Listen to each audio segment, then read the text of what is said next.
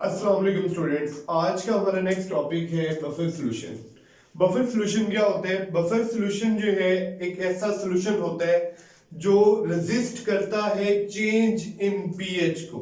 मतलब इसकी पीएच जो है वो इतनी ज्यादा चेंज तो होती है लेकिन इतनी ज्यादा नहीं होती जितनी जो है वो नॉर्मल वाटर की होती है या फिर जितनी जो है वो किसी और सॉल्यूशन की होगी। बफर सॉल्यूशन एक ऐसा सॉल्यूशन होगा जिसकी पीएच जो है वो बहुत ज्यादा चेंज नहीं होगी। चेंज तो आएगा बट नेग्लिजिबल चेंज आएगा अगर आप स्मॉल अमाउंट ऑफ एसिड या बेस उस सॉल्यूशन में ऐड करते हैं। फॉर एग्जांपल, अगर आपके पास वाटर है, neutral water, if we have neutral water, तो देन अगर इसमें हम 0.01 मोलर NaOH ऐड करते हैं तो न्यूट्रल वाटर की पीएच 7 से डायरेक्ट जो है वो 12 पे पहुंच जाती है।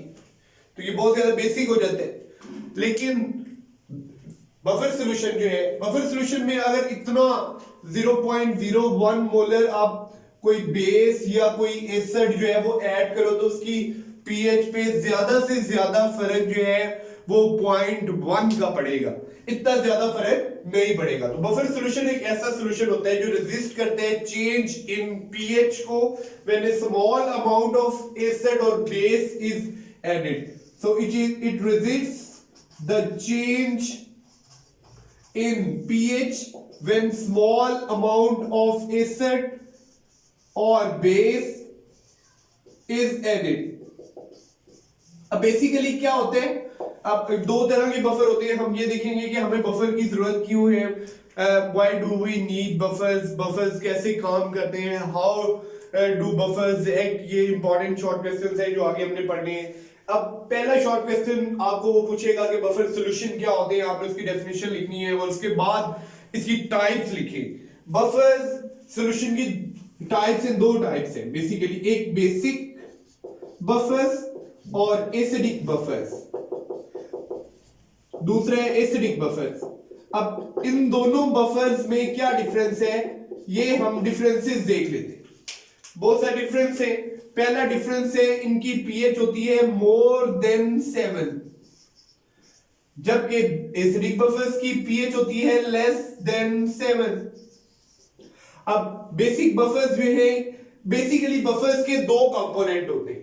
एक कंपोनेंट, अब यहां पे बेसिक बफर है तो बेसिक बफर का कंपोनेंट होगा weak base like NH4OH and it's salt, और इसका सॉल्ट, इस बेस का सॉल्ट।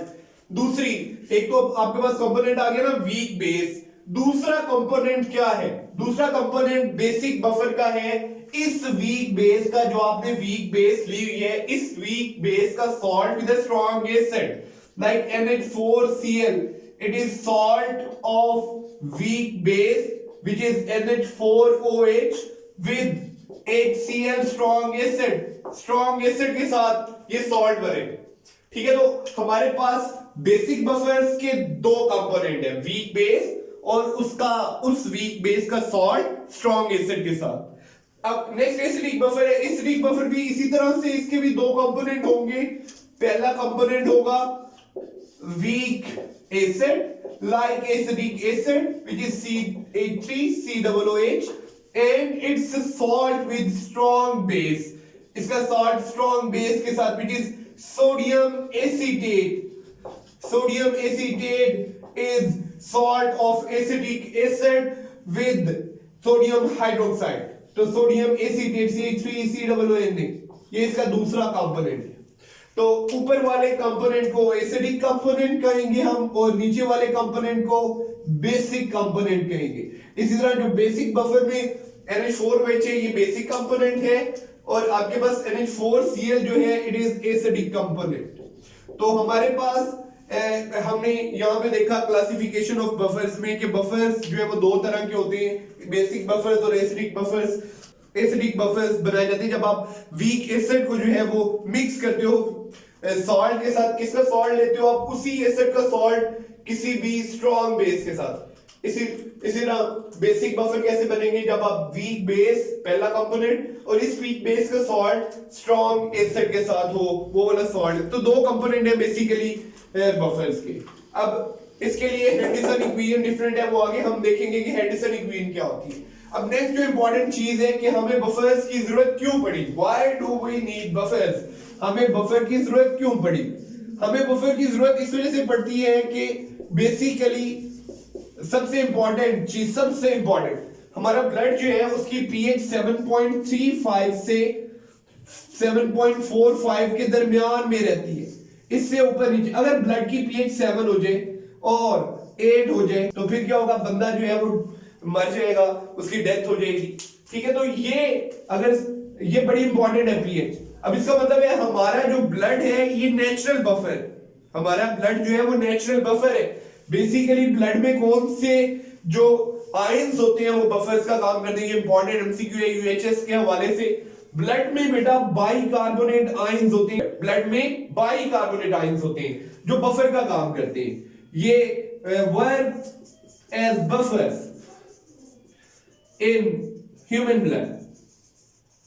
अब इसके बाद एक और चीज, हम बहुत सारी कुछ चीजें जो है वो हम कांस्टेंट पीएच पे जो है वो करना चाह रहे होते हैं, कुछ रिसर्च वगैरह, तो उसको करने के लिए हमें पीएच जो है वो कांस्टेंट चाहिए। नॉर्मल सॉल्यूशंस की पीएच जो है वो कांस्टेंट नहीं रहती, या तो उनकी पीएच जो है वो बढ़ जाती है या उनकी पीएच जो है वो कम हो जाती है। फॉर एग्जांपल अगर आपने कोई बैक्टीरियल कल्चर जो है वो ग्रो करना है तो वो कांस्टेंट पीएच पे होगा, लेकिन अगर आप कोई आम सॉल्यूशन जो है वो यूज करोगे, बफर यूज नहीं करोगे, तो फिर ज्यादा हो जाएगी या कम हो जाएगी, जिससे बैक्टीरियल कल्चर जो है वो आप अच्छे तरीके से जो है ग्रो नहीं कर सकोगे। कोई और अगर आपने कोई एक्सपेरिमेंट करना है जो कांस्टेंट पीएच पे हो रहा है तो उसके लिए बफर्स जो है वो बड़े इंपॉर्टेंट है। बफर्स के अलावा आप पीएच को जो है वो कांस्टेंट नहीं रख सकते। तो बफर एक ऐसा सॉल्यूशन है जो रेजिस्ट करता है चेंज इन पीएच को। इसकी दो क्लासेस हैं, एक एसिडिक बफर्स और दूसरे बेसिक बफर्स। हमें बफर्स की जरूरत क्यों पड़ती है, क्योंकि हमें कांस्टेंट पीएच के लिए रखने के लिए, कोई भी अगर हम स्टडी कर रहे हैं तो कांस्टेंट पीएच पे वो स्टडी हो रही है, तो फिर उसके लिए हमें बफर्स की जरूरत है। ये बड़ी इंपॉर्टेंट है केमिस्ट्री में और लाइफ साइंसेस में, लाइक माइक्रोबायोलॉजी हो गया, जेनेटिक्स हो गया, एक्स्ट्रा। ठीक है, अब बेसिकली बफर्स काम कैसे करते हैं, how do buffers act, buffers जो है वो कैसे काम करते हैं। कॉमन आयन जो है ये प्रिंसिपल ये हमारी जो है वो मदद करते हैं। लाइक हमारे पास एक बफर है which is acidic buffer CH3COO8, इसका पहला कंपोनेंट है dissociates into CH3COO negative plus H positive. दूसरा हमारे पास इसका कंपोनेंट है इसी बफर का, एसिडिक बफर का, CH3COON, ये डिसोसिएट होगा into CH3COO negative plus Na positive. आपके पास कॉमन आयन यहां पे एसीटेट आयन, तो कॉमन आयन एसीटेट आयन। अगर कोई बंदा जो है वो ये ऐड करता रहे, लाइक सोडियम एसीटेट जो है वो ऐड करता रहे, क्योंकि ये वीक एसिड है, ये weak acid basically weak electrolyte है। पीछे हमने कॉमन आयन इफेक्ट में पढ़ा है कि कॉमन आयन क्या करेगा, वीक जो इलेक्ट्रोलाइट होगा उसकी सॉल्युबिलिटी को सप्रेस कर देगा, डिक्रीज कर देगा।